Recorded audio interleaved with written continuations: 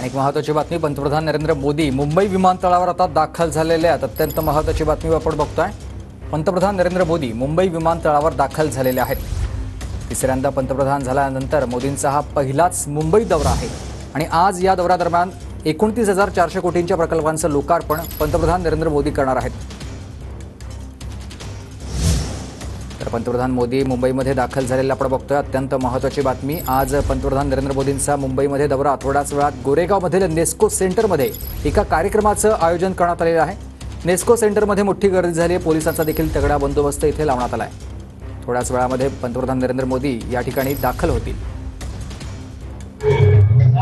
मुंबईतल्या विविध विकास कामांचं भूमिपूजन जे आहे देशाचे पंतप्रधान नरेंद्र मोदी यांच्या हस्ते आज होत आहे। गोरेगाव नेस्को मध्ये हा कार्यक्रम जो आहे तो थोड्याच वेळात आपल्याला सुरू झालेला आपल्याला पाहायला मिळेल। जवळजवळ 2900 कोटी इतक्या रुपयाची विकास कामांचं भूमिपूजन, प्रकल्पांचा शुभारंभ असा हा संपूर्ण कार्यक्रम जो आहे तो या ठिकाणी गोरेगाव नेस्को मध्ये थोड्याच वेळात सुरू होणार आहे।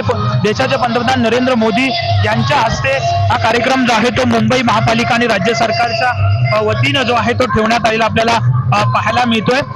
साहजिकच आपण जर पाहिलं तर लोकसभा निवडणुकीनंतर पहिल्यांदा पंतप्रधान नरेंद्र मोदी जे आहेत ते मुंबईत या कार्यक्रमाच्या निमित्ताने येत आहेत। त्यामुळे त्यांच्या भाषणाकडे साहजिकच सगळ्यांचं लक्ष लागलेलं आपल्याला पाहायला मिळतात। मुंबईतले सगळेच पदाधिकारी, नागरिक जे आहेत ते या कार्यक्रमाला उपस्थित झालेले आपल्याला पाहायला मिळत आहेत। थोड्याच वेळात या कार्यक्रमाला सुरुवात होईल। मुंबई महापालिकेच्या वतीनं हे प्रमुख जे प्रकल्प आहेत, जी विकास कामं आहेत यांचं भूमिपूजन आणि उद्घाटन जे आहे ते पंतप्रधान नरेंद्र मोदी यांच्या हस्ते होणार आहे।